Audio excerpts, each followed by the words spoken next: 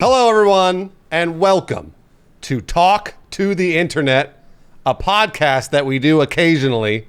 My name is Bruce Green. That is Lawrence Sonntag over on your left, and that is Kriken on your far right. Was that good, Lawrence? Was that a good great. intro? That was You just did the whole thing. Yeah, just keep going. Okay, all right. Today, we are going to talk about things such as Kriken's vacation, possibly the new Loki episode. Maybe you guys didn't watch it. Maybe we'll talk about anime. Probably talk about hentai. Oh, no, we're not going to talk about hentai. Maybe we'll talk about video games like the new Switch.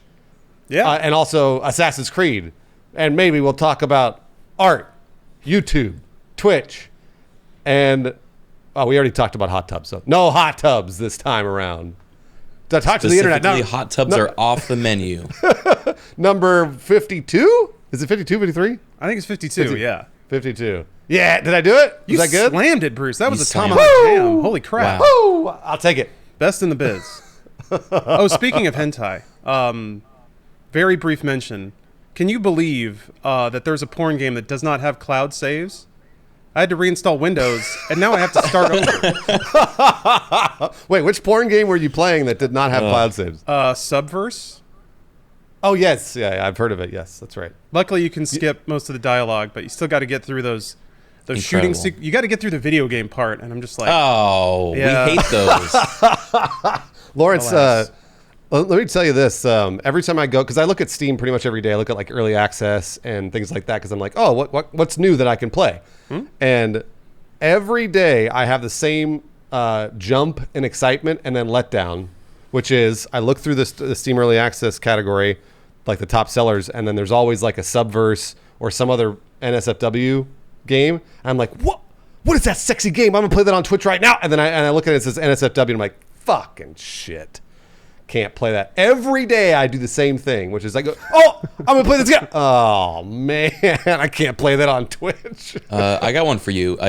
My buddy Lawman played it recently. It's like, the whole thing looks like the setup for a porno. I didn't watch the stream release, so I don't know if it resulted in that, but it's apparently Twitch friendly. Okay. What's it called? Let's see if I can find it. If it's called Police Simulator, I already played it. No. It's here, I'll find it. It was hilarious from what I saw. It's very short though. It's like 2.5 hours. So don't. Oh, that's perfect. Yeah, that's perfect. it's longer than I usually last. I could just ask Lawman or go through. You know what? I'll just go through his.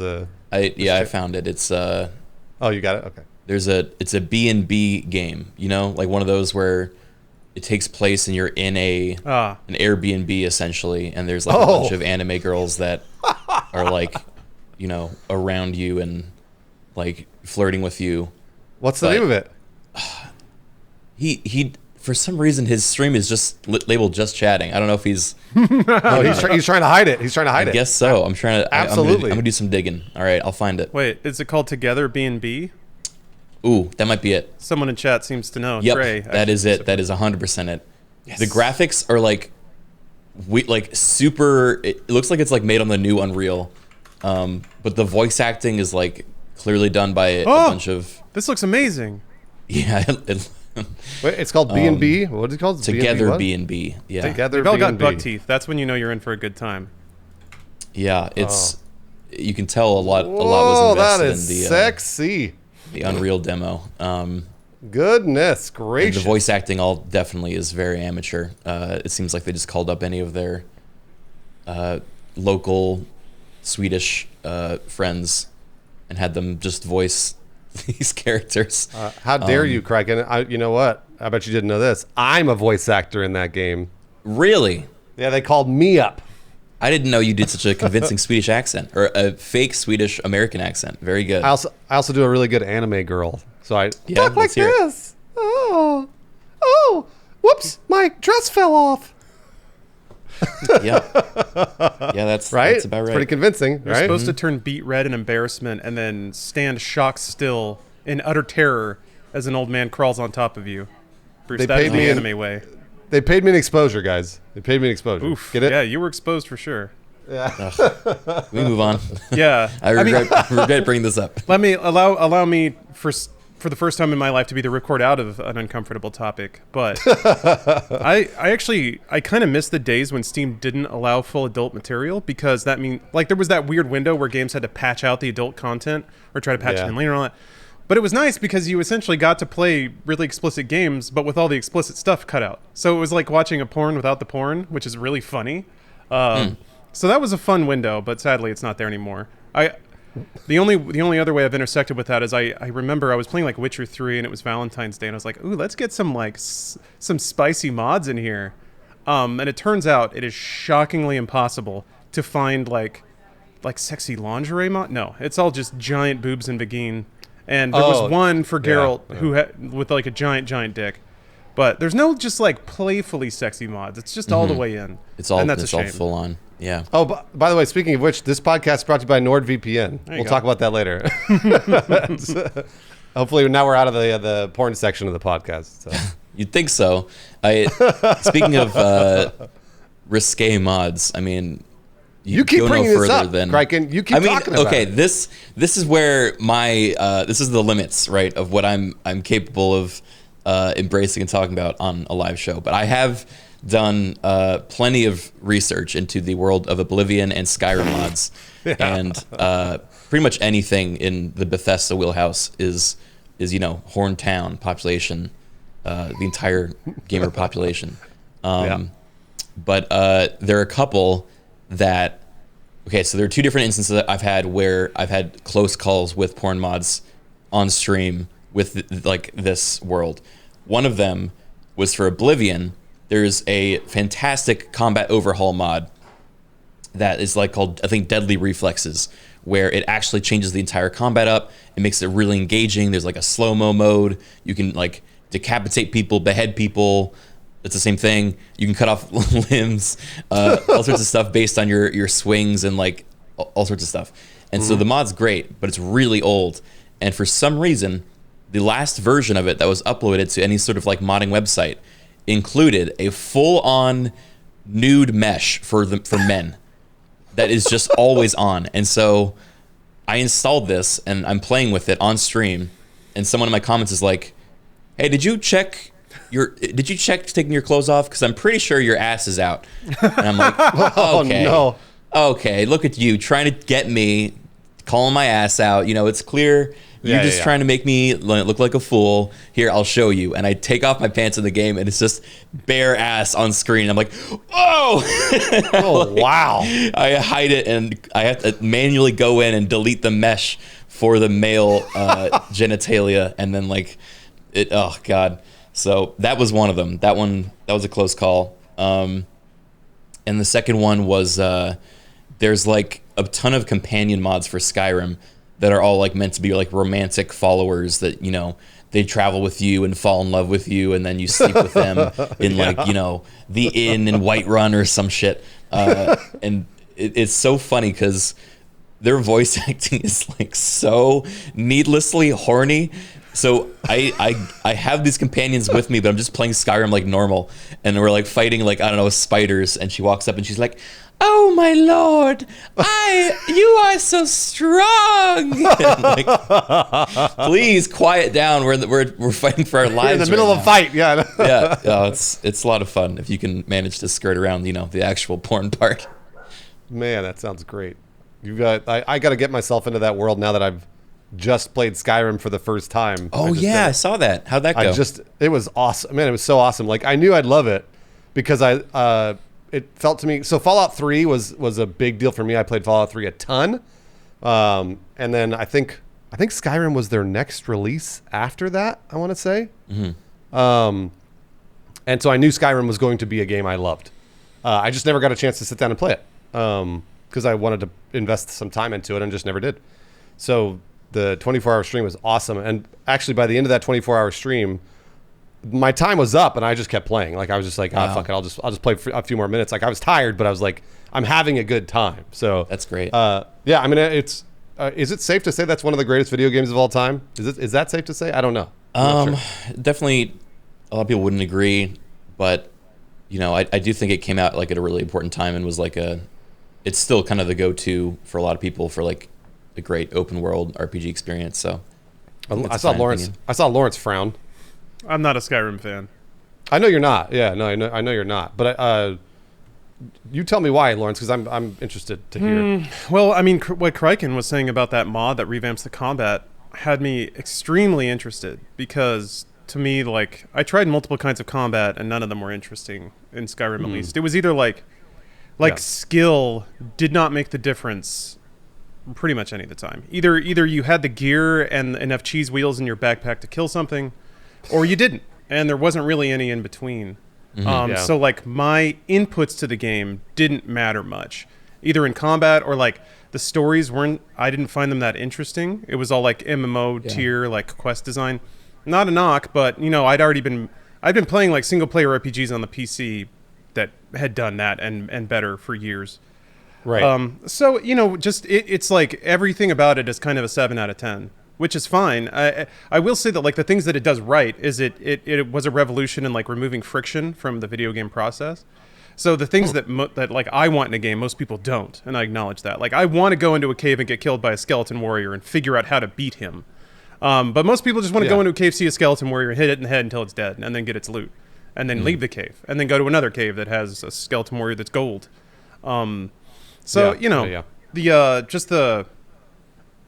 It did have that. It almost felt like an idle game, where you just leave it running and you click on something every so often to tell your guy to go to a new dungeon, and then you just see your little dude whacking. Yeah. And I feel like, kind of like Kryken said, for when it came out and for the people that it was able to reach, and certainly for its mass market appeal, it's certainly extremely well crafted. But I don't know. I'm the video game equivalent of the guy who only watches like black and white foreign films to some degree. So. Lawrence, I completely agree, and there's a huge asterisk on my playthrough. I mean, I told my mods I was going to do the 24-hour stream about a week previous, and obviously a lot of my mods were like, "Oh my gosh, so excited!" And they were like, "Let us get some mods for you." And so they put, my mod Tesseract put together like fucking 20 mods, and so I played a ton. Yeah, I absolutely. So I go back to what Lawrence is saying there is that. The stock Skyrim game, I'm sure, had a ton of friction because I was playing with a bunch of mods that were supposed to make it better, and there's still friction. So I think your points are well taken there, Lawrence. I completely agree because this game is now 10 years old or almost 10 years old. And so, of course, we can all look at it with, nostalgic eyes and then put a bunch of mods on it and be like, wow, what a great game. But back then when it first came out, it's like, well, I might have had some trouble. I caught some of your stream. I saw some of those mods. I was like, oh, praise God. He's like, because you had like an inventory mod and a UI mod and all that stuff is vital. I think that's the other thing in like circa 2013, that game was made for console. Like the UI, the interface, which is another reason why it did so well and was able to reach so many people.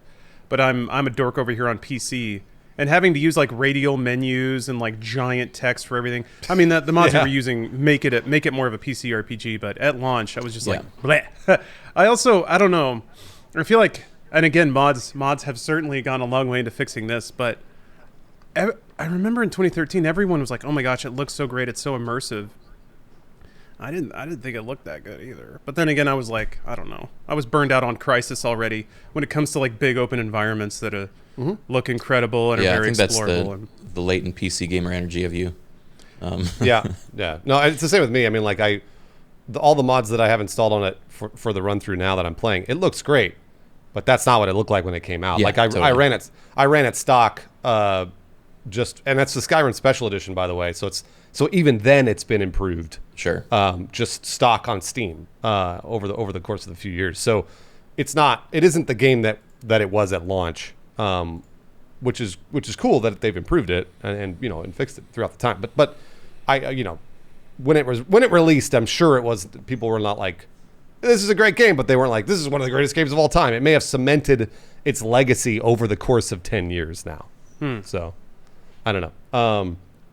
Same deal for Battlefield, where I've been playing Battlefield 4, and it feels terrific and polished, but also it's 8 years old. That's true. So it's like they've had 3 years to improve the thing, and then another 5 for me to go back and be like, well, something happens that's bad in the game. I'm like, Battlefield, whatever. It's 8 years old, so it's really easy to say that it's a good game. Which to me makes like Breath of the Wild like a revelation, because that game came out and at release it was, to me, practically perfect. So, yeah, I don't know. That's just I've been playing a lot of old games recently and being like, this game's great, and then I'm thinking about it and being like, wait a minute, hold on. It's been out for a long time. People have improved it for years. So, yeah, that's totally fair. Breath is really something. Because I started playing through that again recently, just because the Breath of the Wild 2 trailer got me all juiced up. Yeah. And like, what's crazy is that game has like systems and mechanics governing everything going on that are so many layers deep than I thought. Just the way that enemies in the world rank up and the way that they're placed, and even their AI changes based on a multitude of factors. And it's pretty cool. Like, the enemies actually get smarter when you play on harder difficulties or the world levels up. And you can kind of see that based on how they act and what they do when you crash their camps. And if you like steal their weapons, do they go find other ones, or do they just try to fight you barehanded? Like, little things like that lead to the game. Like, I don't want to make this sound like a superior or inferior comparison. It's more like the attributes that ring true to me. Is that when I'm playing that game, I can assault a moblin camp like 20 times from 20 different areas, and it's going to turn out different every time, and I have to react as the situation evolves and changes. Whereas, a cave filled with draugrs, I go in there with my sword and I hit them all until they die. Yeah.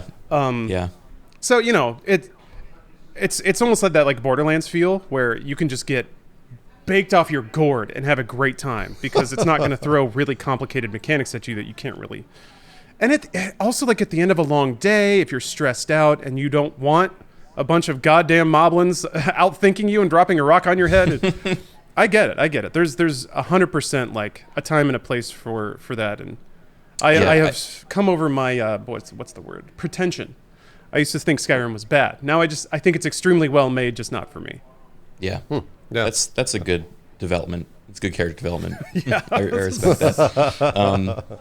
I think for Skyrim, another thing that's helpful, and what I generally do with games, is rather than write them off, or like if they're basically a big sandbox game, and even if it's too simple for me, I'll impose my own rules to make it more appealing and more variety, right? So that's the same for like Pokemon, doing like a Nuzlocke challenge, and something like Skyrim. I was doing permadeath challenges where if you die, I had to make a new character, and I had a bunch of mods that made it really quick for me to randomize a new character with new stats and start off somewhere else randomly in the world. So there was like this kind of constant churn of like, okay, what are we doing now? Like, what's the new objective? And then I also had a bunch of like way over-tuned mods where if things were getting a little too like tedious, we could try a gauntlet where things would like almost inevitably kill my character. I think my favorite one was there's a Pokemon mod in Skyrim, and it makes a Pokemon Center outside of Whiterun, which is like the jankiest Pokemon Center in the world. There's no reason it needed to exist, but in like the basement of the Pokemon Center is a Draugr, tomb, because of course it's Skyrim. Why wouldn't there be? But at the end of the Draugr tomb, there's this like gauntlet where they have literally the highest level characters in the game in this little room. And if you can sprint past all of them, there's a chest with like 90,000 gold coins or something. And so it just became this like constant allure of all of our characters, where I'd make a character and inevitably we'd be like short for cash. And someone in chat would be like, there's always money under the Pokemon Center. And we'd be like, oh God, you're right. We're going to do it again. And so we'd like run down there and we'd die and we'd have to make a new character. So I think it's fun to like, add mods that spice things up and allow you to experience something new. Yeah, it's that game just did it so well, and even now, like the mod workshop is basically installed on the game, right? So like you don't even have to worry about going to Nexus Mods or whatever. It's just there if you want to install it through the game, which is so cool. I again, that's like it's so weird to judge the game 5-10 years on, but me being so lucky having discovered it now that all of those things are in place, and I could be like, whoa, this is crazy. Like, I can't believe there's a mod workshop installed on there. You could do anything you want. Like you said, there's permadeath or, you know, Pokemon Center. There aren't many games like that exist where you can do anything you want with this video game on almost any platform too, on the consoles, on PCs, whatever. So I got super lucky, and I'm glad that I waited this long, but also maybe I'm not that glad. Maybe I wish I had gotten to play it with everybody else and experience all those same things that everybody else did, because it was a blast. It was such a blast. It was so easy to play for 24 hours. It was like not even it's back when you were a kid and you could sit down and play a video game for 12 hours and not even realize time had passed. Yeah. That's what this was. Like I was just kind of like chilling. Totally. Well, when it first Skyrim. came out, I actually took off of school that day, and played it the entire day. But I had my YouTube channel already, and so I convinced my parents, like, look, this is a big release. I'm gonna release a video the same day, and I did. I went back and I checked my upload day. My first Skyrim video was released the same day as Skyrim's release, and it has a lot of content in there. I just played my ass off, and then I edited for the rest of the night, and I uploaded it. And yeah, I mean, I was impressed too. It had the bug where like the giant would hit the ground and you'd go flying up in the air. I was like one of the first YouTube videos to upload that. That bug still exists, by the way, Craig, and that happened to me with my companion. It because it was like such a community, favorite thing. Yeah, it was great. That happened to me on the 24-hour stream where I got my companion got hit by a giant and literally shot into space. I have no idea where she went. She was just gone. So yeah, it's I don't know. It was great. It was just a fantastic time, and I hadn't thought about gaming that way in a while. Yeah, that's nice. But yeah, it was nice. Kraken, I was going to ask you about your vacation. What'd you do? Where'd you go? How long? How long were you gone? Actually, I was only there for 4 days, but it was a welcome break. Yeah, I left on Friday night, and then I came back yesterday night.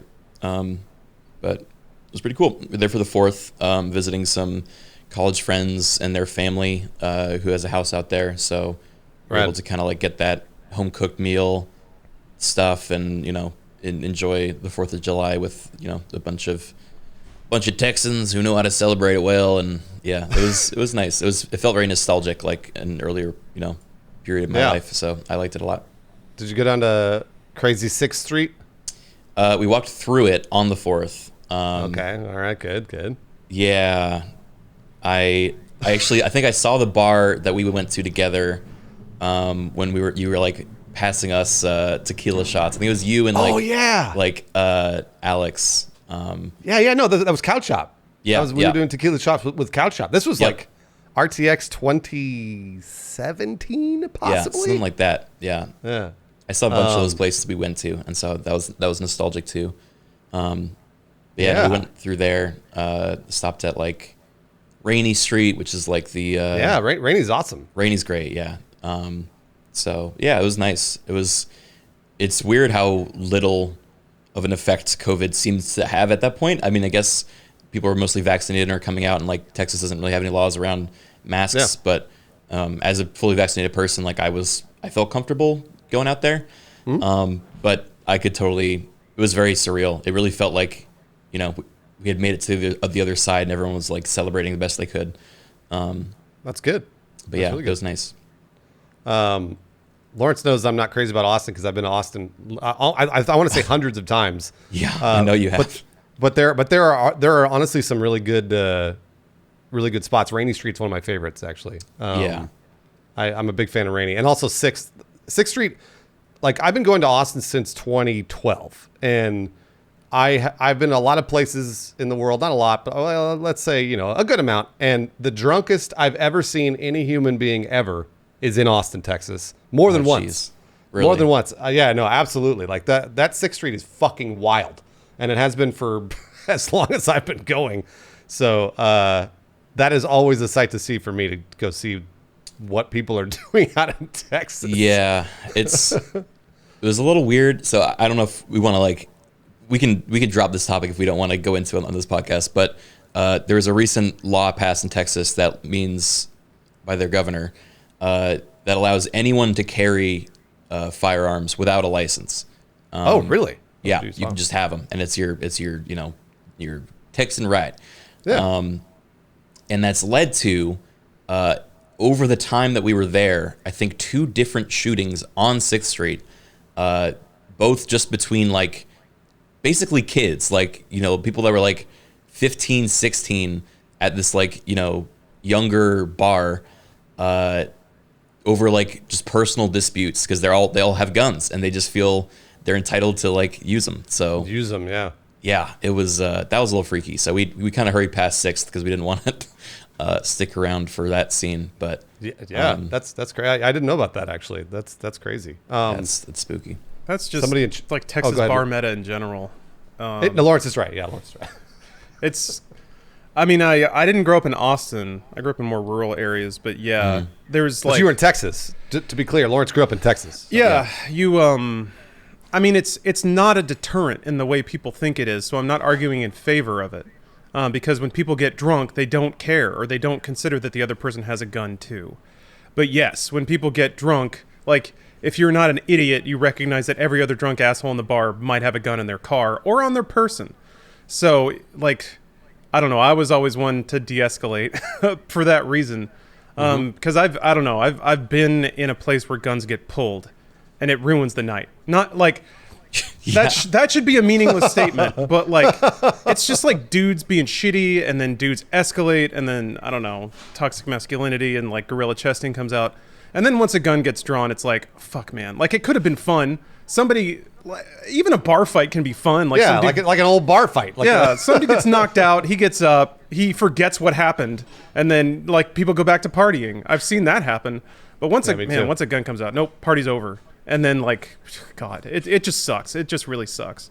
So guns are the opposite of party. Remember I said that. I would agree. Sometimes they can enhance a party, but often they don't.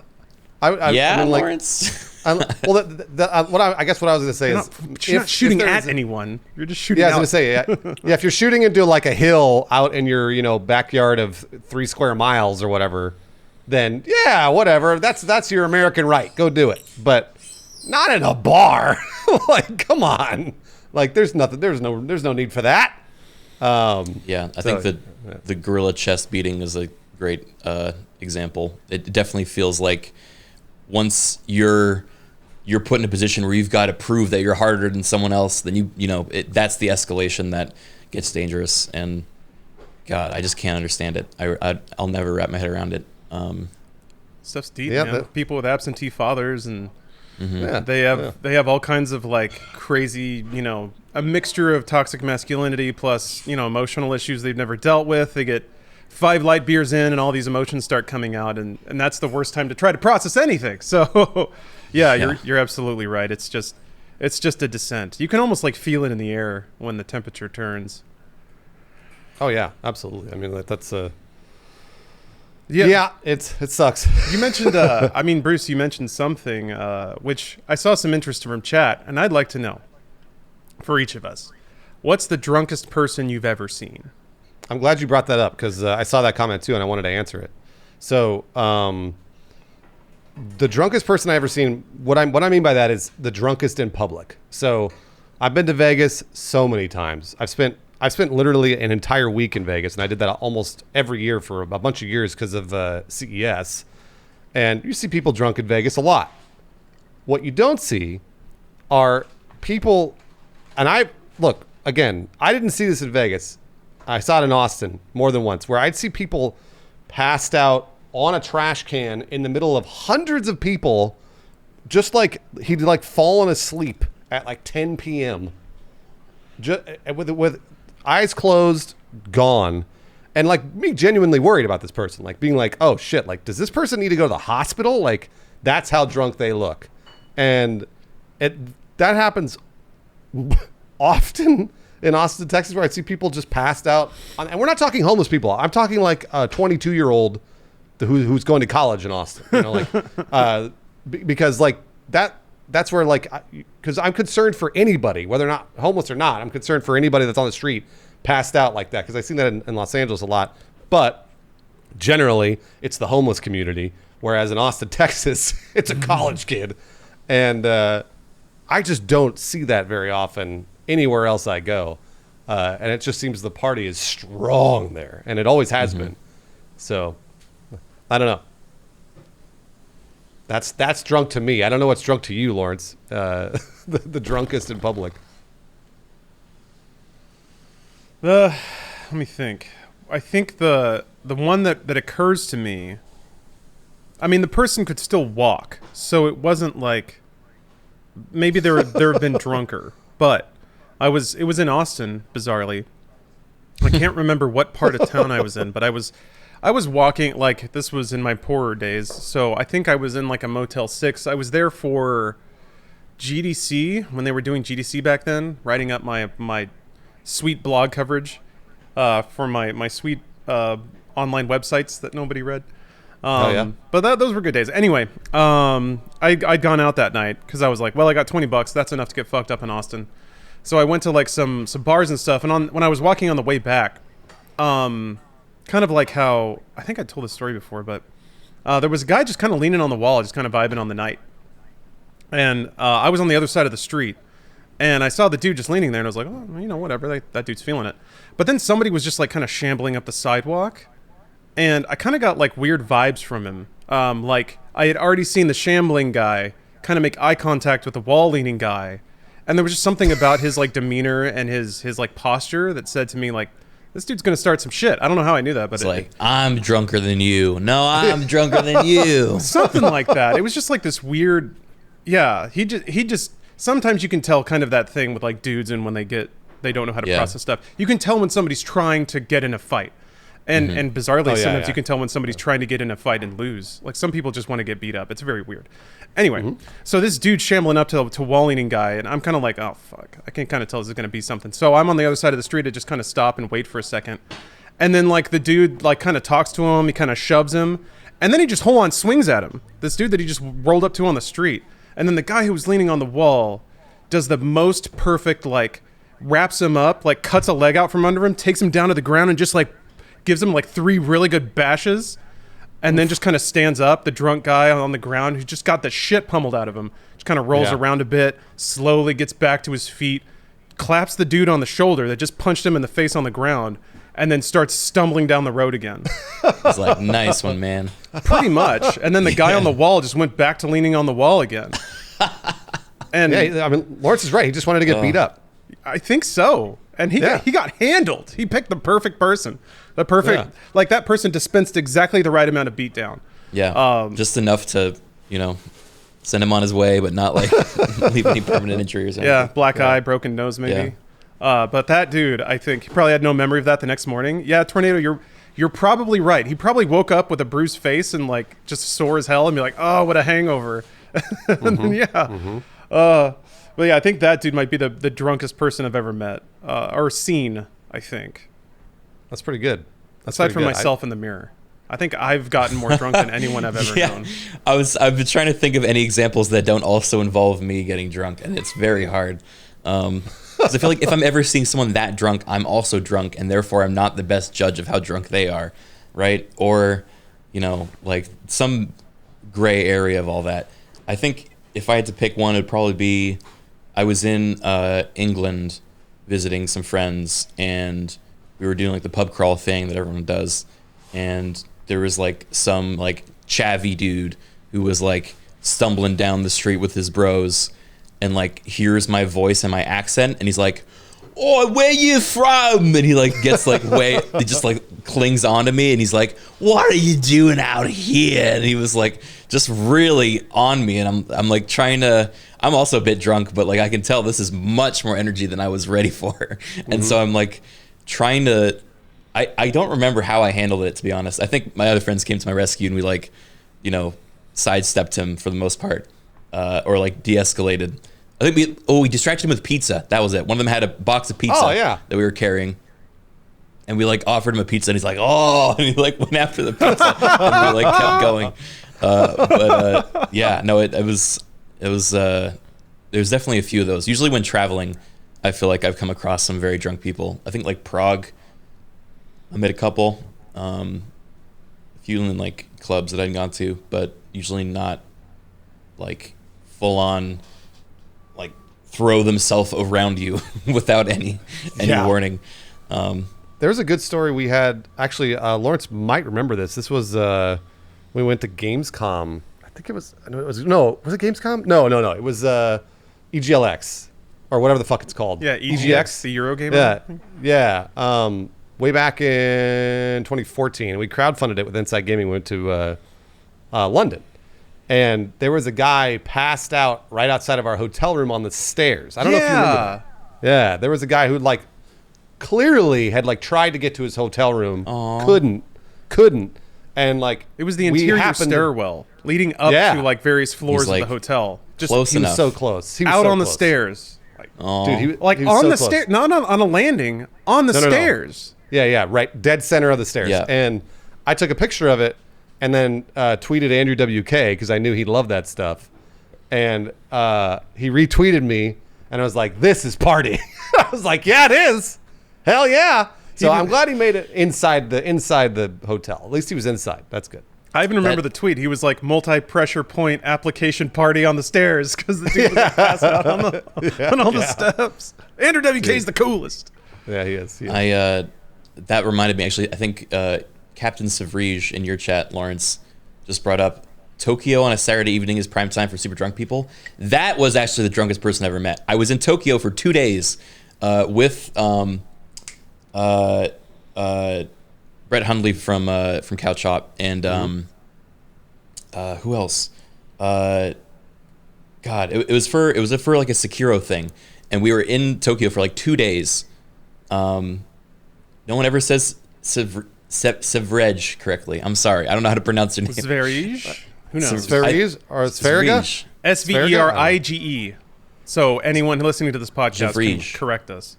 Is it? I don't know if it's Sverige or if it's. We're going in. Who knows? Hold on a second. Okay, all right, you figure that out.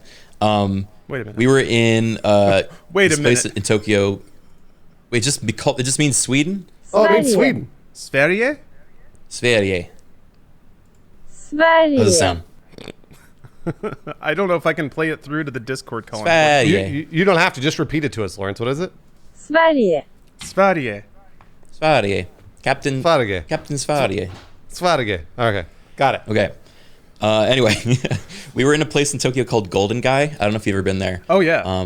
Yeah, it's awesome. It was so great. It was basically like this bunch of tiny bars, very like expat feel, that are all run by like one bartender and like seats like 4 people max. So it's like super tiny, like, you know, one-on-one, you get to know a bartender and like kind of meet people that are around you. And there was this like lone French dude that just was wandering up to like random crowds of people and then like talking to them in French. And we were like, look, we don't know what you're saying. And then he would like laugh something off and then go somewhere else. And then he came up to us and just screamed at the top of his lungs like, ah! And like, we're like, oh fuck. And then he just started laughing. He's like, you guys are all right. And then he walked away and like did it to someone else. He was alone. I don't know what he was doing. It was so disorienting. That same place, we were literally just trying to find food at one point. We already had a couple bars and we're like, all right, we just need to get something to eat. And we asked legitimately 3 different people, 2 of which were security guards that were out on the street, where we could find food. And they all point at the same part of the town, like the same district to the right of us, and they're like, sex, you want sex? Suck? And we're like, no, food, and they're like, suck, right over there. they kept directing us over to the sex place. It like these people were like, you know, done up in like nice shirts and everything. It like they didn't seem like they were out there like working the streets trying to find more clients. They just kind of like hanging out, and we're like, oh, all right, you know where food is. And he's like, ah, yes, sex. And like point in the same direction. Were you doing this, Craig, when you put it like, no, food, like you're putting something in your mouth and you're like, oh, sex. We tried every way of making it non-sexual. We were like, food. And they're like, ah, sex, yes. Oh, man. I want to go to Tokyo so bad. I've never been. I would love to go. It was great. I only went for like 2 days, but I've been dying to go back. Oh, absolutely. Ugh. Lawrence, you've been, right? Yeah, I know you. Yeah. If you're near Golden Guy, that is sort of close. I think that's sort of close to the red light district. So Yeah. anyone you talk to on the street is going to be trying to get you into an all-you-can-drink bar or a brothel. Yeah. I don't know. When I was out drinking late at night, usually there's just like ramen places that were like. How late was it, Kraken, when you couldn't find a place to eat? It wasn't that late. I mean, yeah, it was like probably like 11 to midnight around the time that we were trying to get food. Oh yeah, there should have been plenty of places. That's interesting. Yeah. What you gonna do? But yeah, I've been specifically to Golden Guy as well, and that place is like it is like it's a fun bar, like alternate reality. What's crazy is when it comes to like Japanese drunkenness, it feels like they cram an entire night of debauchery into about 2.5 hours. And they, from my perception, they don't really even drink that much. It's almost like they have like 2 drinks and then they're like, now I am drunk, and then they act drunk. Oh. And then once 10:30 hits, they're like, okay, the weekend fun is over now. I will get on my train and go home. But for about an hour, yeah, you do get to see like Japanese businessmen like getting in slap fights and tickling each other and giggling like kids. Yeah. And then it's done. It's like, no, we packed it all up. That's it. Well, I've learned also that that's like, so part of the culture there is you can't, in the workplace, you can't, talk honestly with your superior or your elder in some ways, right? And you have to, the way that they get a lot of their work done is they go out to the bars afterwards. And like you said, they have one drink and that's therefore an excuse to talk honestly or, earnestly Right. or frankly, I guess, with Yeah. your superiors or your peers. And that's when they actually get like, oh, by the way, your meeting today was shit. Like, here's what we should do. Like, they can't say that during the work hours. They have to say it at a bar, which, I don't know. Seems inefficient to me, but also like kind of fun. I don't know. It's pretty No, that makes stratified, yeah. Yeah. You are your work person, and then you are your private person, and those cannot overlap. Only when you're out drinking with coworkers. That is not at all far away from at least American culture, that where generally you do all your bonding outside of work. It's very rare that you're like actually bonding with your coworkers like during a work day. Usually you're going on trips or going out for drinks or for dinner or whatever else, and then everybody has a couple of drinks and all of a sudden you're all talking about like the serious shit. So it's not necessarily delineated that way here. It just happens. Because I mean, like, I think back to all the times I bonded with coworkers, and it was always over like really, really long, hard work days that were out of the ordinary, or it was when we would all go out and get drunk. That's just how it worked.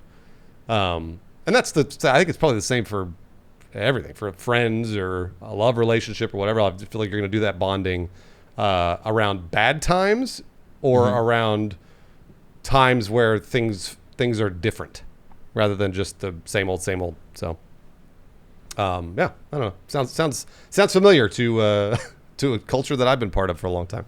So, but oh, hey, speaking of this whole thing, this whole podcast about being drunk and well, the NSFW games on Steam is brought to you by NordVPN.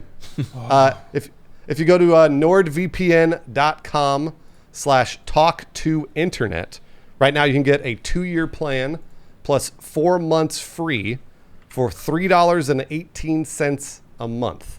It's $89 for the first 2 years, 73% off. Again, it's a 2-year plan, $3.18 a month. And if you don't know what a VPN is, or you're sort of on the fence about trying to get a VPN, basically what a VPN does is it protects your connection.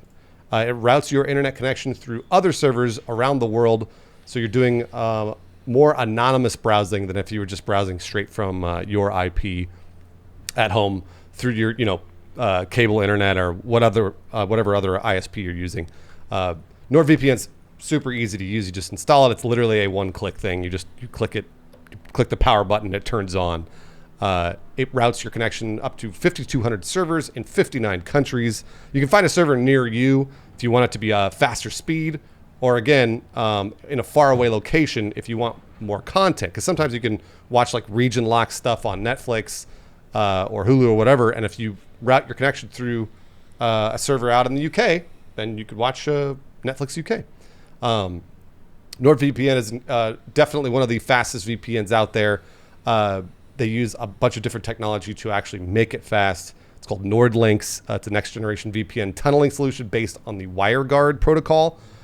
Provides an extremely fast VPN connection. You can use it on 6 devices, every major platform: Windows, Android, iOS, macOS, Linux, Android TV, all other stuff. There's an automatic kill switch, so if the VPN connection accidentally drops, it blocks the device from accessing the web. It's NordVPN's incredibly simple to use. That's one of the things that I really enjoyed about it when I installed it and tried it. It's just a one click on, very simple. Like I was talking about before, region locked games and other content you can watch. Very, very simple to do. So again, nordvpn.com/talk2internet for the $3.18 a month plan. It's a 2-year plan. You save 73%.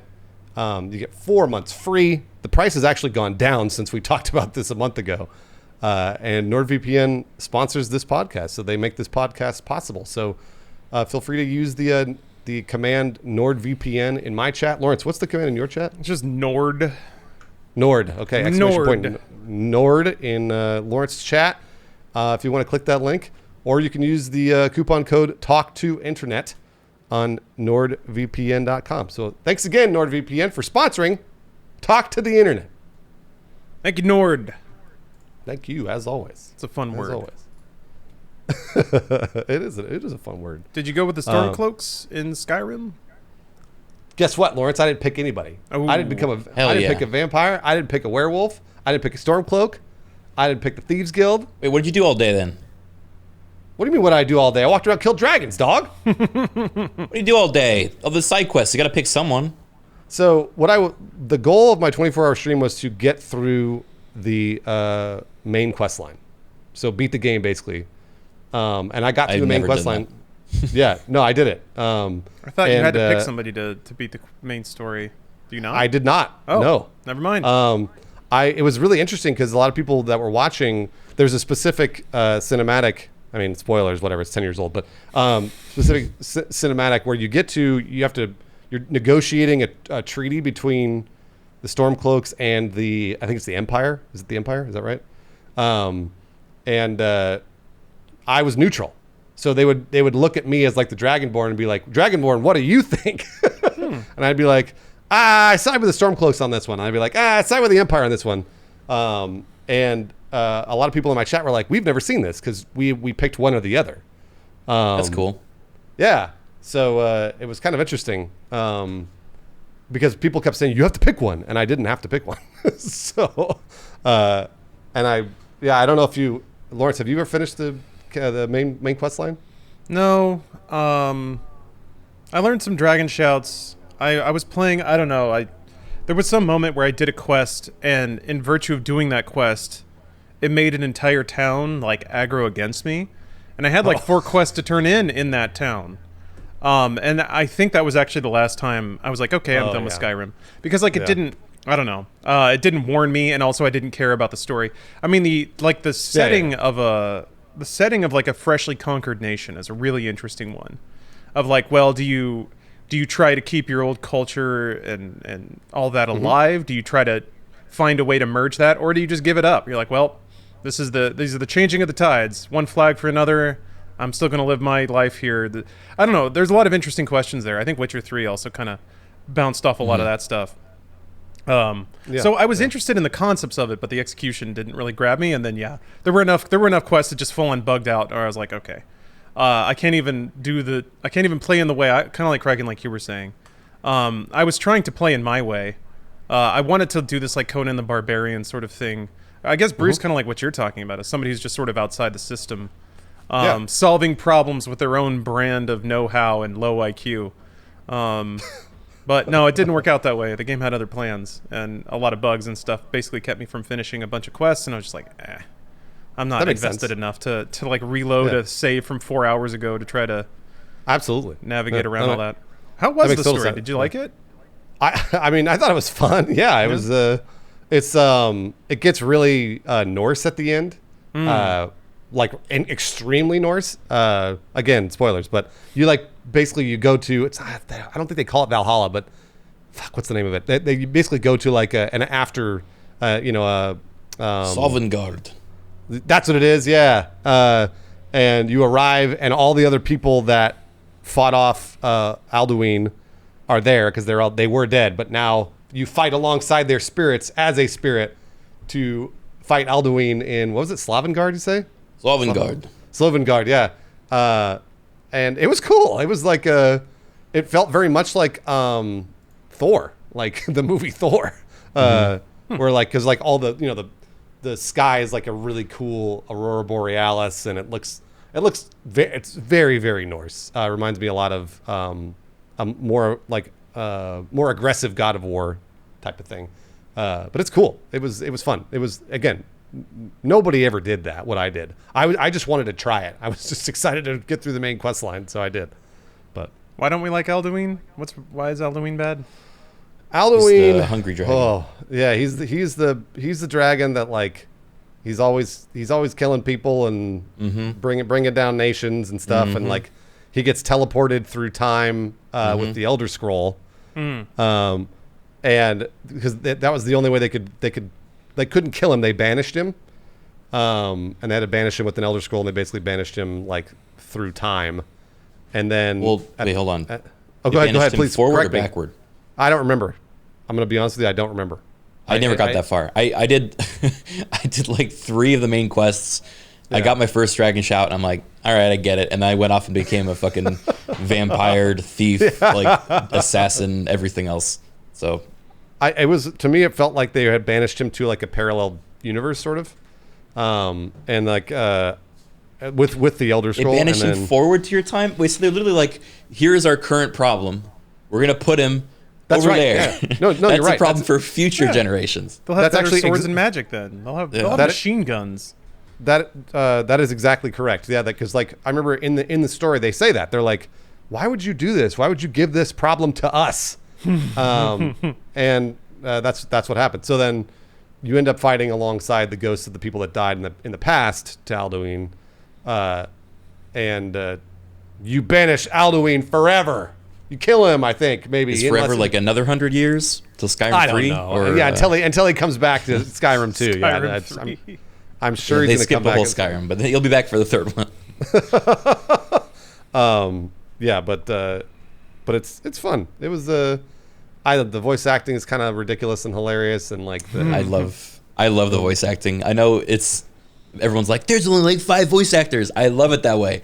I want to hear the same. I mean, Oblivion's even worse. Oblivion, I think we talked about this like, I don't know, 30 podcasts ago, but I went diving through all the Oblivion voice lines, there are legitimately like 4 or 5 voice actors for the entire game, and there's a folder of like 4,000 voice lines, and you can just listen through all of them, and it's just the same tone for every single one, because they just brought in a voice actor and were like, all right, here's all the lines for today, and they just read them. They have no idea who's talking, what the state is of emotion, so like most of them are just like super, dryly delivered, and it's just so fucking funny. I love pouring through those.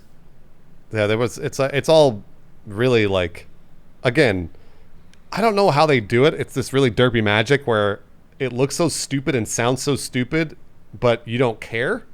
You're just sort of like, whatever. Like you see this one lady, she's like, she's talking to one of the other characters, and she's like, we need to kill Alduin. And then Alduin lands, and she's like, let's go! And she screams, like she just screams completely out of, not at all tonally with the rest of the scene. And then she stabs him and dies, and you're like, what the fuck just happened? I want to go watch that clip. That sounds amazing. It's so weird. It's like, and again, this kind of stuff happens throughout the entire game. But it's funny. I mean, like, and it's funny in the right way, because the rest of the game is all derpy too. So like, you saw your companion get launched into space by a giant, and you're jumping up a hill with a horse and shit like that. So it's like, it all looks stupid. So when that stuff happens is stupid, like you're not attached to the characters. You just think it's fun. Yeah. So. Yeah, I just love the stealth mechanics of these worlds. Oh my gosh, must have been the wind whenever you like do anything is so. it never gets old for me. It's really. I mean, I don't know what sort of character you played, if it was like stealthy or otherwise, but No, I played a mage all the way through. Dark elf mage. I could have been stealthy, but I wasn't. And basically, my chat was begging me to try the basket on the head thing. yep. So I did that, and for sure it worked. You just put a basket on their head, and then you steal their shit. And again, it's just so stupid that like I was like, well, yeah, this is fun. Like, I'm glad that it feels like a video game to me, where I'm not like having to figure out all their cones of vision and be like, oh, like grab this and like have to restart my save because I accidentally knocked over a bucket or something. It's like, who cares? So I don't know. It's fun. Yeah, it's fun. But. Yeah, I'm curious if I mean some mentions make it sound like it's not quite the case, but I am curious if that style of game is going to hit like it used to. Because it doesn't seem like people have much of an appetite for the like ethereal kind of mechanic light dick around sandbox experiences as much as they used to. It's still there for sure, but like I guess I look at things like Fallout 4 kind of seemed to fall off a little bit. Sales certainly implied that it fell off a bit. Assassin's Creed, like, it is kind of as far as I can tell, it is the modern and biggest version of that. And I guess they just announced that they're actually going to take that into a service product, which makes a lot of sense, but it's still pretty crazy. Yeah, I don't know. I guess Breath of the Wild 2 isn't quite like that. It's a little more. That's more. I think you're more on rails there. Like Borderlands 3 was kind of the last game like that. Yeah, I don't know. Yeah. I think people just kind of. I think and I saw this happen with like first-person shooters as well. Is that once a certain type of game is on the market long enough and people play it enough, they get good at it, and then they start gaining tolerance and ability for more complicated versions of that product. So I feel like the open world games that are coming are probably going to trend more towards like Breath of the Wild style, as opposed to like Skyrim style. But Skyrim type games are fantastic because of it's almost not for the game. It's not even for me to play it. It's to see what other people do with it and watch them make fun of YouTube videos and stuff. Yeah. I'm excited for Baldur's Gate 3 for that reason. I don't think it quite has the same derp factor, but it's going to be really fun to see what people do with it. Yeah, it was pretty. It was pretty derpy but I played it right when it first came out to early access. I think Kraken probably played it more than I did. So, but it was. I thought it was derpy in a good way. Like it was like D&D where you could do anything you wanted. Basically, it was like if there was a rock that was loose, you could pick up that rock, but you never would have known that otherwise if chat hadn't mentioned it or thought about it. And then even then, like your character's model would glitch all the way across the whole screen. And again, early access. But yeah, have you guys ever seen Solasta? It's a new game that's I don't know if it's still in early access or not. I think it is. It's basically Baldur's Gate's version of D&D 5th edition has like a lot of liberties that they've taken for the studio's own like creative input, and is like I think better for it in a lot of ways. For like it's basically how to make 5th edition a gamified new system. But Solasta is like, okay, we're just gonna take everything that 5th edition D&D does and then make it like as earnestly as possible translate it into a video game. And it's really goofy in how like janky it can be, but also how like genuine it is. It feels like a love letter to D&D, like tabletop RPGs, but it also feels like just as dumb as it would be if I was around a table with a DM and we're just like screwing with them the entire time. So I don't know. It's if you want like a really true to real life tabletop experience, Solasta I've enjoyed playing so far. But they've also got like 3 voice actors. So I currently have a party of all dwarves, all with the same voice. And so whenever you're in like a group conversation, they all like pipe up and say one thing, but they all sound the same and look almost identical. So it just keeps pinging around to different dwarves being like, oh, I don't think we should do that. And they're like, yeah, we should do that. And the other one's like, good point. You don't know who's talking. Yeah, like, you never know who's talking.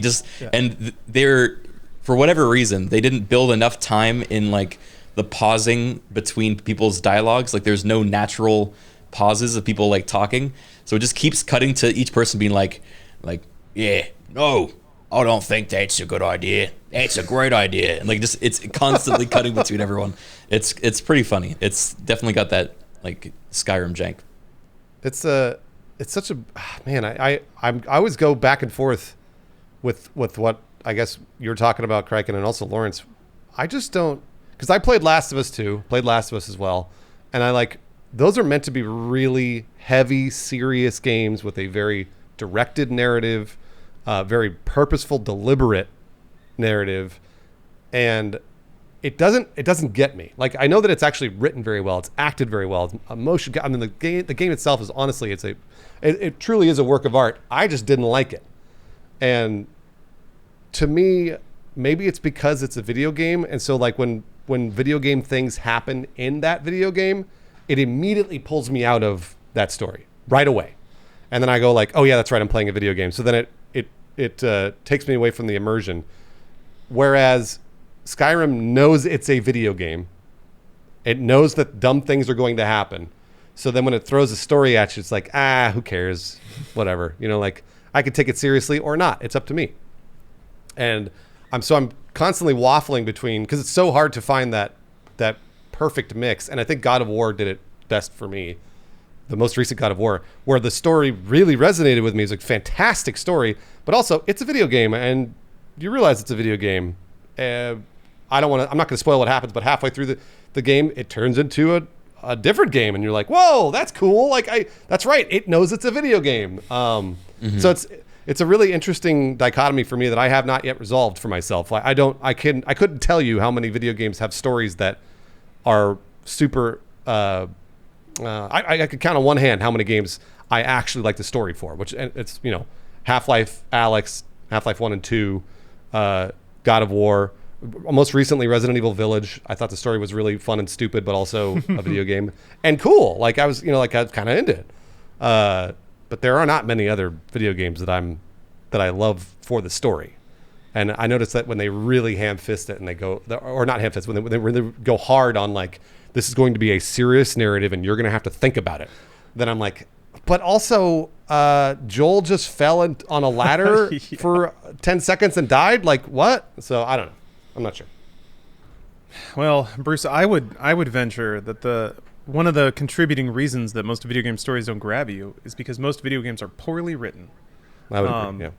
And when they are well written, they're typically written for a broad audience. So you take something like, you know, Mass Effect, something that people by and large agree has good writing. It's good, but it's not challenging or particularly nuanced. The characters are all pretty contained and packaged and presentable. It's a hero's story with an uncomplicated main character with a very basic set of motivations. It's, you know, it's you can wrap your head around it. It's gettable. Yeah. Some other things I mean, everyone throws around Disco Elysium as having like actual adult writing, which I would agree with. It has actual characters that are pretty complicated. It has themes that are hard to figure out. It gives you things to think about when you're not playing the game, like a well-written story can. My favorite thing lately, I mean, I think there are games like, and I was just watching a video of this, but like the Outer Wilds it has like a multitude of stories. It exists on multiple layers. There's the story of the world that you find out just by reading lore and text. There's your story as a player, which interacts with that. And then there's like the themes and meaning of the game that don't really hit in hard until the ending. And to me, a game like that is like, it's perfect. It's got the text on the page, but that reinforces the actions that you take in the game. The actions that you take in the game don't necessarily violate the logic of the existing story, which is all about spaceflight and exploration. And then at the end, you get a grand scene that ties all of those things together in addition to the actions you've taken as a player to not only make your story important, but have that also be reflected in the story of the world. Yeah. That's the pinnacle. That's the number one tippity top. And I would say even things like Last of Us Part 2 don't even do that.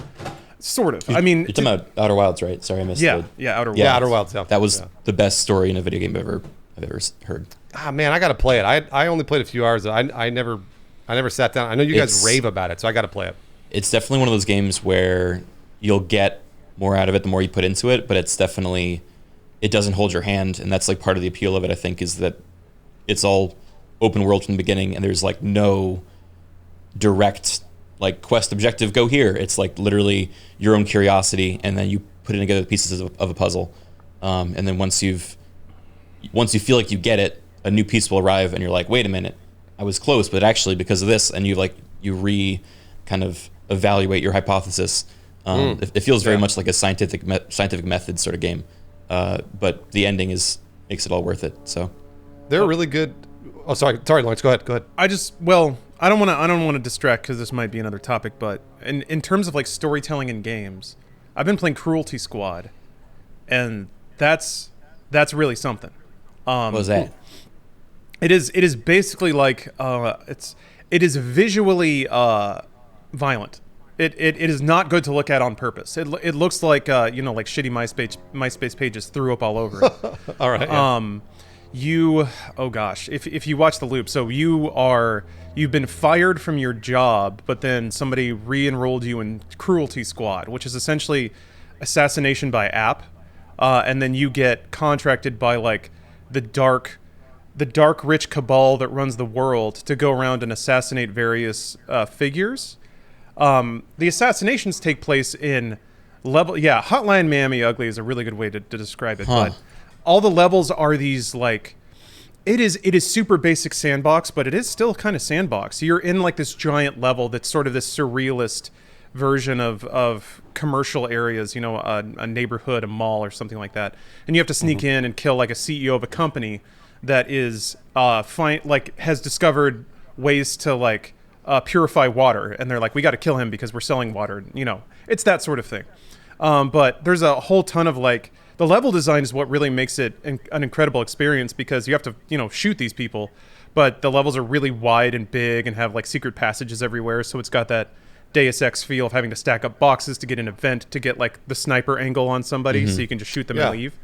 But there's also a subtext in there that's deeply anti-capitalist. And the way that like, there's also a stock market in the game, and I haven't played it enough to figure out what that is, but you can buy and sell stocks as you're playing. And I assume that's going to factor into like the people you choose to kill. So you can like, I don't know, buy stock in a competitive pizza place and then go in and just shoot down an entire restaurant or something like that. So like in the way that like the game tasks you with becoming a soulless corporate automaton that murders for money, the mechanics also encourage you to become that. And along the way, I think the music and the art design and the game design really invites you to question some things, and it challenges some of your concepts about work and capitalism and the value of human life and all that stuff. And it really does do a good job, I think, of making you feel as devalued and unimportant as corporations see you, or as we think corporations devalue me. Game, I'm ready. I'm gonna get it. You sold me. That sounds super interesting. Lawrence, does it is there a way to play the game where you can play it so you don't have to go along with those mechanics and feel like you're playing a good character, in quotation marks? Well, or do you have to play it bad? You have to kill people. You have to. I think the point is being dragged through the inescapable system, right? I don't know if you is that right? I mean, that's what it sounds like, Lawrence. It sounds like you have to go through it. I mean, there might be. I actually am expecting the game to sort of blossom out into some other meanings and play styles eventually. But right now, and like I've only played the first 4 or 5 levels. To finish the level, you do have to kill who they tell you to, and then make it to an exit. You don't have to kill anyone else, and the ending screen will list civilian casualties. So I do try to not murder everyone, but there is something kind of adorable about, I don't know, I feel like this bites off a whole other topic, but like there's something cute about video game NPCs. I mean, you guys were talking about NPCs in Skyrim and in RPGs and stuff like that. There's something adorable about like just little guys that like operate very basic behaviors and stuff like that. Yes, they have a very simple life. They just, they know what they like, and they try to do that best they can. And if you shoot their legs and they're like, well, it's hard for me to do this thing I like now, but I'm still going to try. And then you're like, that's actually, so I'm going to be playing Kenshi again tonight. I think I've talked about Kenshi on this before too, but you in Kenshi can set AI parameters for your squad mates. So eventually get to a point where you have so many people on your team that you can't actually manage them all. So the game gives you this like very simple logic system for them that allows them to follow this kind of loop that you set for them. So for example, you can set the loop that, all right, objective number 1 is they want to bring iron ore to a box. That's what they want. And that's like, given the choice of anything in the world, this is what this character will always do. If he has iron ore, he's going to put it in this box. Objective 2 is, I love mining iron ore. If I don't already have iron ore, I freaking love getting a singular iron ore. And then I get knocked up to my first favorite thing in the world, which is putting this iron ore in that box. And then that's their life. You set them on this loop and you let them go, and they will go forever. You can even like remove their legs in Kenshi, and they will literally crawl their way to the ore, hit it once, get one thing, and then crawl their way back to the box and put it in. So it's a very fun game to like slowly optimize your squad and give them, like you said, these like really cute little personality objectives, That's super fun. That sounds really fun. I always love that about insects. Like stupid little insects that just do one thing over and over again. Yep. Like seeing a bee just like kind of bonk into a wall over and over again. I'm like, oh, you little guy. You just. That's why they're called drones, because that's all they do. We have a beehive outside of our house. And we get so many bees that die on our doorstep, because that's what they're supposed to do. That's literally what they're supposed to do. Once they've done their job, they go and die. So they do it as long as they can, which is get pollen, and then once they're done, they like fly somewhere and die, and they always die on our doorstep. And it's funny because like Autumn always sees them. She's always like, she hates bees, but at the same time she's always like, oh man, like, oh, that sucks that they're dead. And I'm like, no, they did their job. They fulfilled their task. Like, and now they are done. I think there's something nice to that they did the one thing that they could for as long as they could, and now they're dead. Now they can rest. Yeah, now they can rest. Exactly. Lawrence, back to your point about Cruelty Squad, because I wanted to talk about it. This might just be it's actually not it is my own bias, where I had this major problem with Last of Us, where the game would pretend to give you choice and be like, oh yeah, like, maybe you choose to not kill this one person, maybe you choose to blah blah blah, but then honestly you have to kill everybody, and you got to kill the dogs, and like you got all I hated that. I couldn't stand it, because the game pretended to give you choice, but in reality you really had to do some terrible things. And eventually I was just down the path of, because like it was like, see what happens when you do bad things, this is what happens. And I was like, no, I don't see what happens, the game forced me to do it. Like, I don't want to do that. No, I entirely agree. So I don't know if Cruelty Squad is like that. No, it sounds like it's much more you enter self-aware. into that agreement. But okay, all right. The thing that's super frustrating about Last of Us Part 2, and I've got all kinds of stuff banked up on it, so I'll try to keep it short. But it doesn't bug me that the game doesn't afford you choice. I think it's okay to take away player choice sometimes, especially if you want to make a point. The problem with Last of Us Part 2 is that all of the story's themes were about trying to choose to do something different, about being locked in a cycle of violence. One of the characters has chosen to escape that cycle, and another character is unable to. Awesome setup, totally rad setup. The problem is the story. Excuse me. Okay, I still got some drainage. Anyway, the story revolves around those themes as well, but almost in a like just thoroughly dismissive way, because in a game, in a medium that is apparently about choice and interactivity, not only does it not give you a choice about the story, which I think is okay, but also the themes don't even really address that, because the character that you really want to make a choice or escape from a cycle doesn't, and then the character that like is trying to doesn't have any satisfactory resolution there either, because she's not the lead. Or at least maybe that was the trick and why they wouldn't let reviewers talk about the second half. I don't know. It seems like in an effort to be clever, it actually managed to not actually cinch all those themes together at the end. It was really close, but it actually, like, to me at least, whiffed the biggest landing it should have had. Which if it had a braver ending, if it showed anything like no spoilers or anything, but if it showed anything happening to Ellie aside from her just wandering off into the forest, then at least there would have been I feel like a little more creative intent behind it. But what I read into it was, we're going to do the opposite of what most games do, which I think there's validity to that. But instead of like providing an ending that actually provides commentary or interest on those themes and discussions that we've started, we're instead going to keep it as loose and fluffy as possible so that people can imagine a happy ending if they want to, and so we can leave it open to a third game, which to me is it's just totally anathema to the artistic intent that I read in the rest of that game. Oh, interesting. So, yeah, I was frustrated because I saw a fair amount going on there, and I think specifically I saw the willingness to create a game that's not just, a dopamine releaser, something that would actually maybe challenge players or force them to think about things that they wouldn't choose to think about normally, like things that art do, invite you to question things about your life or challenge your beliefs. But ultimately, those challenges in the end, to me at least, didn't land anywhere meaningful. It was just, for me, and I'm going to have to keep disclosing that because I do place it in the realm of art, which means it's thoroughly reliant on the spectator being there. But for me, it just seemed like, I don't know. Lawrence, I'm with you. I don't like dunking on this game because I think it's actually truly a work of art. Like, I think they did such a fantastic job. They clearly put so much time and effort into it. I just thought they whiffed the plot, like just hardcore, and maybe because for lots of other reasons that, who knows what. But it just wasn't my thing, and that's okay.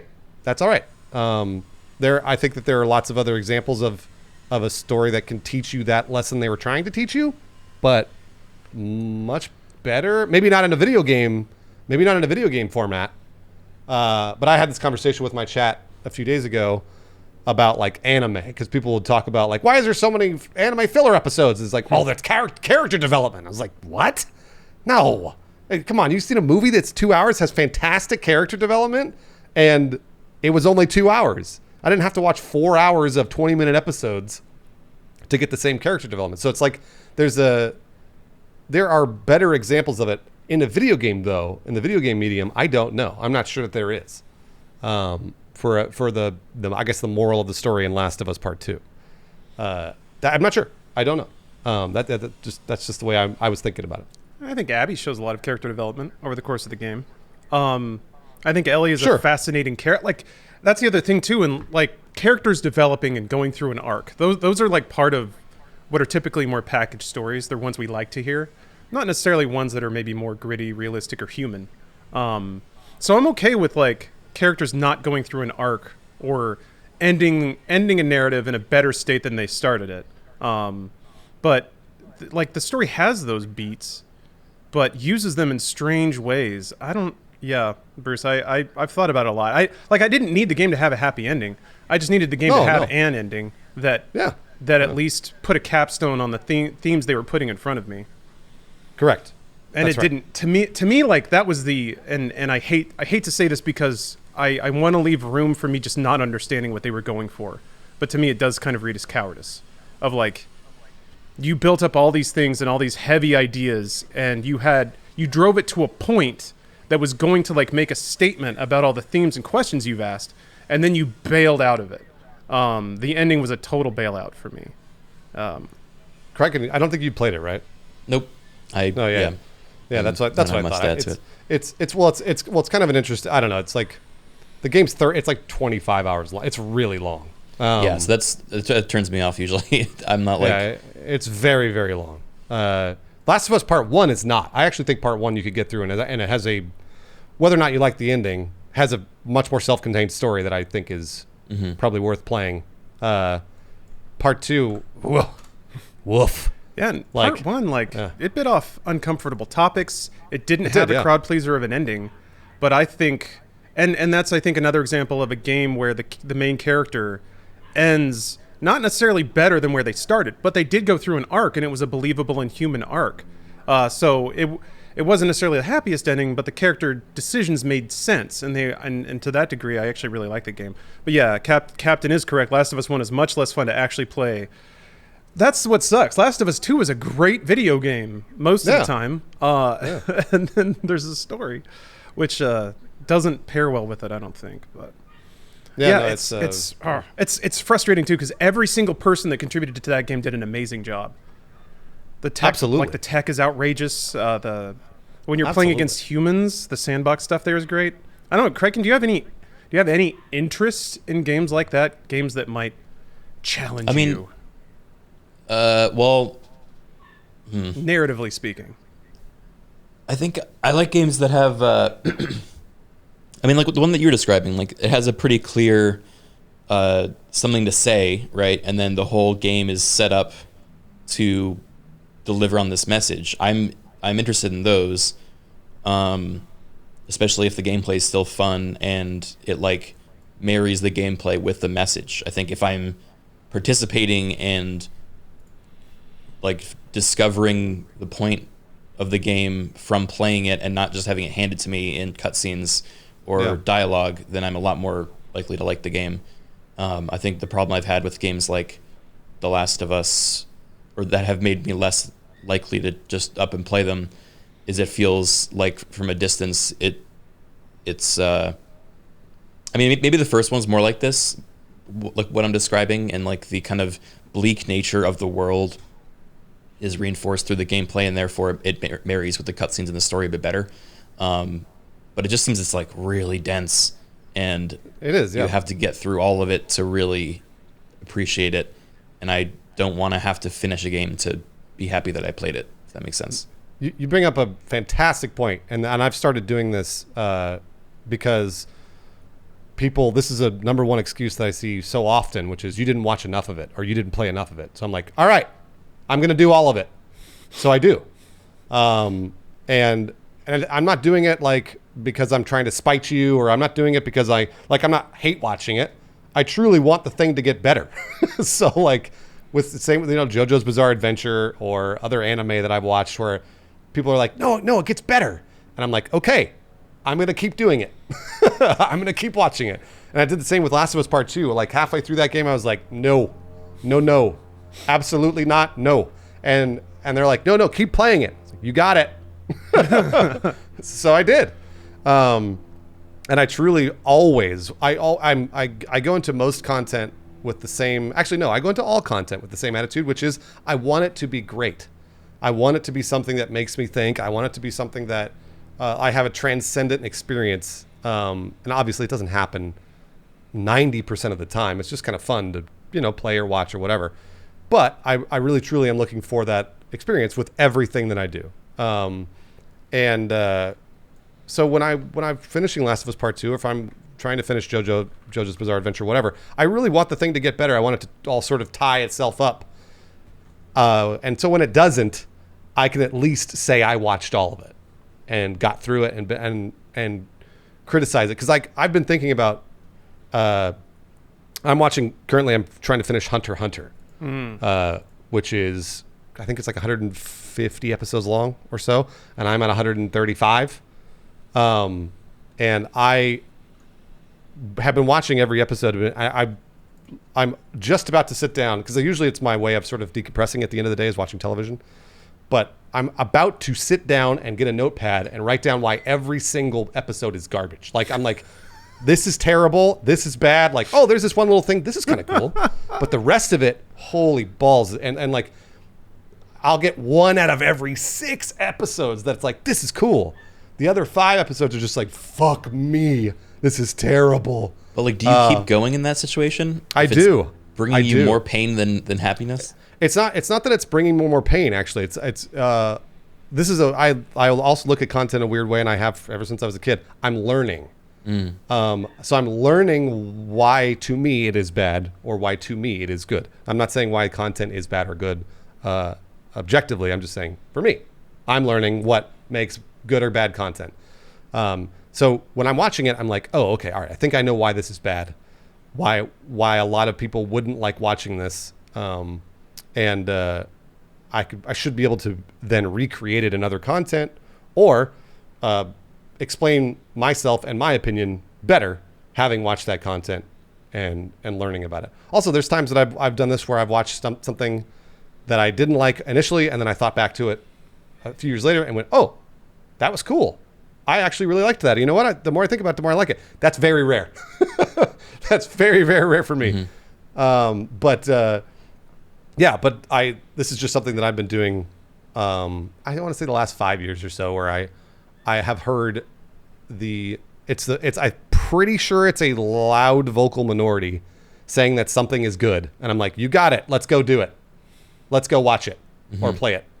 And then come back, and then I'm actually educated about why it's bad. I could be doing an episode by episode recap. So be happy, internet, that I'm not doing that. I'm not shitting on Hunter x Hunter or JoJo every episode. But yeah, also again, they're if you guys like it, love it. I want you to go out and love it. Have a great time. Don't let me take that away from you. Yeah. So I don't know. Yeah, Kraken, you've mentioned in the past that you have natural immunity to the opinions of others. Have I? Yeah. Well, I guess mainly in regards to caring about reception of media and stuff like that. Sorry. Good God. I've been hacking up stuff all week. I need to do it again. I don't know. Was there ever a time where was there ever a time that bothered you, where there was something you really cared about and somebody's just like, oh, that's trash, and it got under your skin? Or have you just been from birth just doing your own thing and not caring about other people's takes? I think if it's something that I see a lot of value in, or I respect as a creative product, and someone writes it off without hearing the things that I like about it, then that usually rubs me the wrong way. More so on the person, and if they're unwilling to grant any sort of leniency on someone liking something for a different reason than they know, then to me that I take that pretty seriously as a depiction of their character, I guess, right? If they're unwilling to see something from someone else's shoes and they're like, nope, it's bad, nope, it's bad, nope, it's bad, then I don't really give them the time of day. So I guess that's my way of dealing with it. I don't really think about it as a thing I'm personally insecure about. I'd more think of it as a thing they're insecure about. Yeah, that's a good way to think about it. Do you ever, because Bruce, I know you've been in this position where you'll put out an opinion on something, and then people will just dog you for it. Oh, absolutely.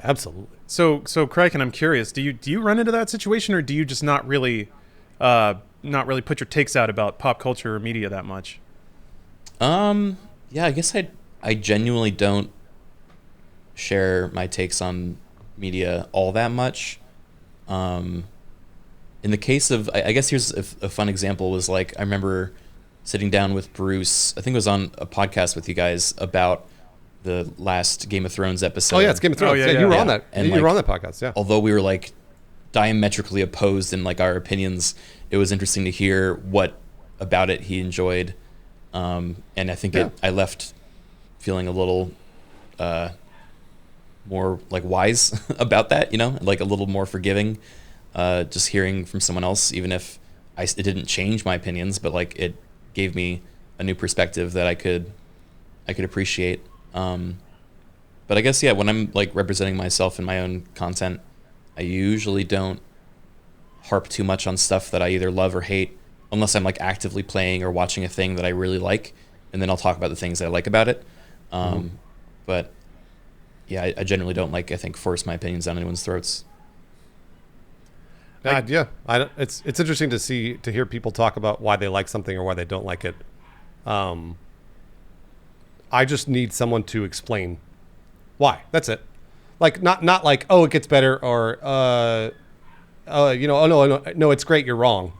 No, I want to know why. You tell me why it's good.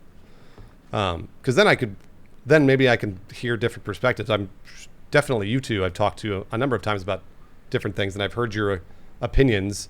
You've elaborated on them very well, and I've been like, oh yeah, that makes sense. I get that. I can see why you thought that. I just don't get that from the. There's no nuance on the internet, as we all know. So that's really interesting. What happens though if you talk to somebody and you hear them out about it, and in your heart of hearts, the realization you come to is, oh, you like this because you have no taste. What do you do? Oh, yeah, that's a great question. That is a great question. That to me, I try to avoid Lawrence, those sorts of things. I'm gonna say that. Oh, gosh, man, if they say that, that's just an insult. It is. Really. So it's a shitty thing to say. Yeah. No, that's just an insult. Because truthfully, like, if somebody said, like, to me, because I've had people say this to me where they're like, this is something you would like, so I know why you like it. That's okay. As long as they're not talking down to me, I'm fine with that. Because, yeah, truthfully, I definitely gravitate toward a specific sort of content. I know I do. But if somebody's like, you have no taste, or you are uneducated, no, they're just insulting you. That's just an insult. Oh man, yeah. I try not to pass that sort of judgment on someone either, if I can help it. If it's like really clear that whatever has gone on in their life or their upbringing or whatever that brings them to a place where they love this specific media or IP or something that I can't stand and that we're never gonna see eye to eye on it, then I just like try to separate myself from the equation and be like, you know what? They are, for whatever reason, their life has primed them to love this, and I'm never going to see eye to eye. That's okay. Like, I'll walk away from it. Does it mean they have bad taste? From my perspective, yes. But I also don't know what they've, like, living a life in their shoes, that's probably, there's a reason for that, that they love that sort of thing. So I try not to put too much stock into it, I guess. It doesn't mean that I'm going to, ask them to, I guess, design a show for me or, ask their opinion when I'm looking for the next thing to watch. I'll just note in my head, I don't I don't like agree with their opinion, right? And then I'll just like quietly avoid it in the future. It's really interesting you say that, because I disagree wholeheartedly all the way around. Okay, I'll tell you why. This has taken me time though, because I used to think the same thing. I used to think like people have bad taste, or people don't like. I don't want to hear what somebody has to say about it because like I know they're gonna like it, even though I know it's bad. For some reason, as I've gotten older, I've started wanting to hear why something is good, so that I can go with that perspective and try and watch it with that perspective. So like rather than thinking everything sort of thing. Well, that, but also just maybe then I'll get into it, and maybe because who the hell doesn't want more things to like? So for me, I'm like, I would much rather go and check this out, and then I have this perspective of like, oh, they gave me this really interesting perspective that I'd never thought about before, and now I'm watching it with completely different eyes. So, I didn't. This is something I've learned, correct? And this isn't something that I'm not saying that what you said was bad or whatever. It's just more of like I just over time I've gotten to a point where now I just want to see. That's all. That's it. Do you feel like you're overloaded though with the amount of stuff out there is to see? Because I think that is what I'm struck by, is if I were to take everyone's personal recommendations to heart and make time for them, then it would be overwhelming. So I have to kind of pick and choose who. No, that's valid. Who to listen to. Yeah, that's totally valid. I don't. I want to get to everything. So like when somebody tells me like there's a movie called Hell or High Water that came out a few years ago, and my best friend Dan was like, you got to watch this movie. It's so fucking good. And I was like, all right, I'm going to go watch it. And I never watched it. And I still want to watch it. It's still on my list, but I just got to get to it. So I don't mind, thinking, all right, well, I'm going to get to it eventually. Because I probably will. I just don't, who knows when. So that's all. That's how I think about it. I like to hear the other side, because then maybe I'll have a different set of eyes to watch something. There's another. Lawrence. What, in regards to people's opinions, or I don't know, is there an angle of that? That's a pretty broad topic. I don't know. I like video games, and I don't know.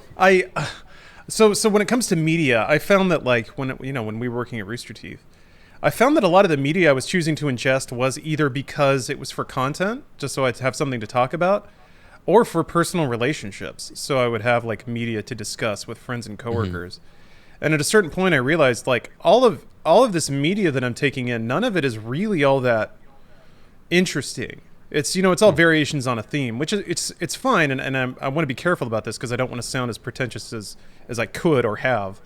But you know, when it comes to, I'm trying to think how to phrase this. So to some degree, being internet talking heads, our previous jobs at least, we're kind of about, you know, creating lighthearted discussion, and a lot of that is centered around pop media, you know, water cooler talk or whatever.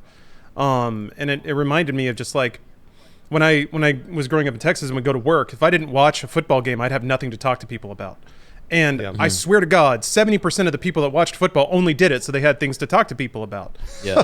And I remember even back then, and you know, that's not the worst way to live, watching a football game, just to hang out with, or just to have something to connect with people about. But part of me was like, I don't want to spend my time doing homework just so I have something for show and tell. And if that's what my relationships are based on, maybe they're not that profound. So ever since then, I've sort of just been drifting away from pop media and pop entertainment. And I don't know, maybe that's me getting old. The problem is now there's so much that it's very difficult. I guess, yeah, you really just need a curation service. You need a friend that gets your wavelength and can suss things out for you. And I guess to some degree, that's the point of the media we currently make or used to make, which is we're being those people for others. But yeah, it's outrageous. Now I just like, what's been captivating me lately. There's and I'm gonna plug this stuff because I feel pretty strongly about it. There's an editing collective on Twitch called Racer Trash. And what they do is they take movies, break them up into segments, assign them out to different editors. The editors go buck wild on their segments. And individual, this is like editors playing. So they'll like, they do crazy visual techniques. They'll imply their own meanings onto the scenes and the segments they get. And then it gets recombined into this ridiculous surrealist video package. To me, cool. that's captivated me lately because it ticks all the boxes for me. It's like remixing of old media. It's I can like watch it and get new ideas for edits and things like that. And then also it's just really fun to see creative people expressing themselves through a medium. And Crike, and I know you do this a lot as using video games as your platform. But to me, it ticks all the boxes. It's dumb, it's fun, and there's something to chew on there mentally if you kind of think about what the editor was trying to convey, if they were trying to convey anything. So that's kind of what's been grabbing me lately. It kind of ticks a lot of boxes for me. But I do wish cool. I could find, I don't know, Bruce, I think you were talking about like movies that just come back and haunt you later. I've been thinking a lot about like Phantom Thread and Blue Velvet lately. Movies that like Phantom Thread, when I watched it, I was like, holy crap, that movie's awesome because it gave me a window into humanity I'd never had before.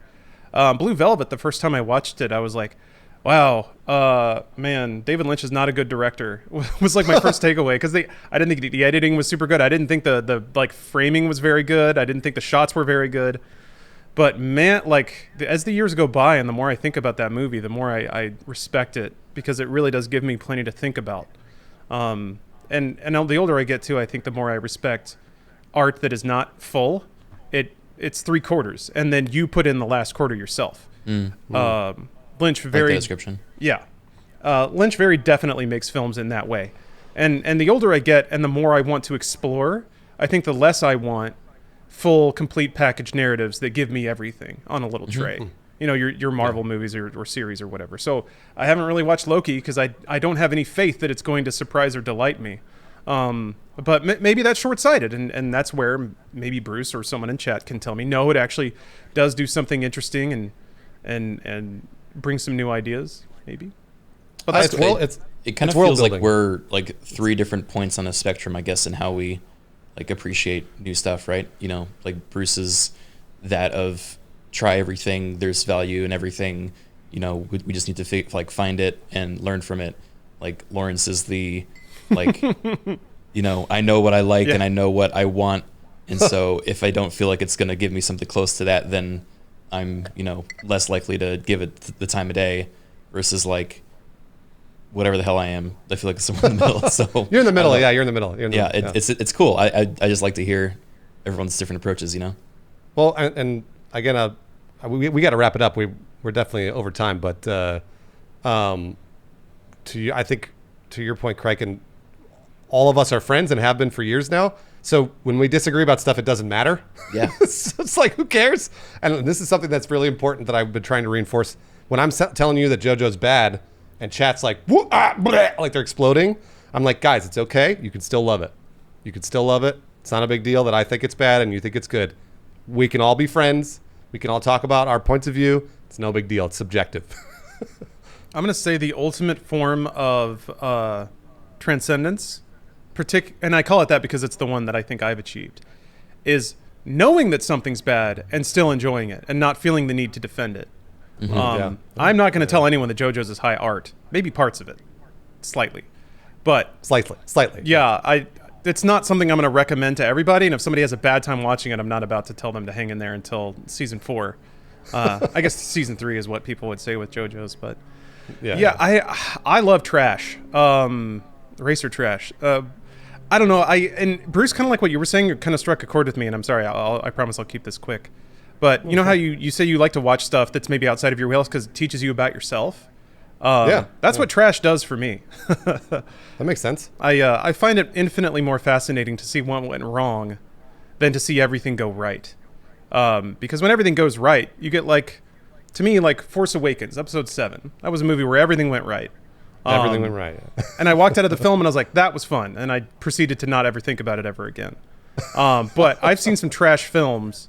I just found a movie that's about breakdance fighting from the director of Sound of Music. Wait, what's it called? It's called Rooftops, I think. Okay. Yeah, cool dudes, urban dudes get together on the rooftops of New York and they do dance fights on this wooden stage while a DJ blasts some b-boy beats, and then they try to dance each other off the platform. I don't know. It's fun because it's trying to be it's trying to be something and it's not hitting it, but it's fun to see the attempt. So anyway, I don't know. I didn't have a point there. No, it's all good. It's all good. We reached the end of the podcast. We did it. Hey, thanks, guys. Ooh. Hey, thanks. I've noticed that when we do these podcasts less frequently, we have lots more to talk about. Yeah, it's true. So, yeah. But, thank you again for joining us, audience, Lawrence and my chat. Thank you, Criken. Thank you, Lawrence, for always producing the podcast. We appreciate it. Oh, is it time for plugs? We gonna plug stuff? Hell yeah. So go ahead. Yeah. Bruce and we just had there's an edit for the Drunk Mario Golf gameplay that just went up on the Inside Games channel. That's right. I don't want to put the cart in front of the horse, but we're gonna try. Bruce and I are gonna try to put some gameplays up there every week. We'll see how it goes, but we'll try. So yeah, check that out. Boy, that was intense. Whew. Boy, oh boy, did I get drunk. What a time. That was so good. I still have those pants too. Those were good pants. Man, I was wasted. Kraken, what about you? What do you want to talk about? Oh man, I don't know. I just got back from vacation, so I'm down to stream and see what's up. So I think I'm doing Kenshi tonight. Nice. I actually have been meaning to hit you boys up about guesting on my Movie Game Monday series, which I've been taking a little bit of a break from, but I want to bring it back started next week. So if you guys are interested and you have a movie game that you particularly feel attached to, then I think it'd be lovely to have you. Have you played Avatar yet? No. Oh god, there's so many good ones. There's the Wolverine game. I don't want to get ahead of myself. I'm getting excited. Okay. Yeah. That Wolverine game is terrible. What? Ugh. It's fucking awesome. What are you talking about? I'm just kidding. The one made by Raven? Wait, I think Lynn is in chat. Yeah, he is. He's in my chat. Yeah, he's there. You can't I don't know if talking that mess. I don't know if Lynn made that game or not. But that game was sick. Oh, you can grind his face off and see his skull underneath. No, it was cool. I think, last aside, that was the last old school game I've ever played because the plot of that game was so different than the movie. but it just like hit one or two scenes that they had in common. So it's like they got some production stills and they were like, I guess they fight in a parking lot at some point, and they had to like make their own story. That it reminded me of like NES adaptations that had nothing to do with the. Anyway, all right, I'm done. I'm gonna. Great. Well, at some point in the future on a Monday, I think that'd be great. Yeah, I got to think about it because now that Lawrence has stolen Avatar. Not yet. We got to bone up for the sequel, Bruce. There's going to be another Avatar video game before the next Avatar movie. I can't Aren't wait. there like 5 Avatar movies in works? Yes. Ugh. I can't wait. Give them all to me. I can't wait to see how bad they get. That's actually what I'm really excited about, is that they could get so bad that they could come back around. Really? Oh, I mean, who knows? James Cameron generally does not make bad films, usually. So, like, he's a fucking mastermind, and he has been for years. So, we'll see. But He knows what he's doing. he does. He totally does. Yeah. All right. Yeah. Well, thanks again for watching, everyone. We hope to do this podcast again in the future. So come on by. All right. Take care, everybody. Bye. Bye-bye.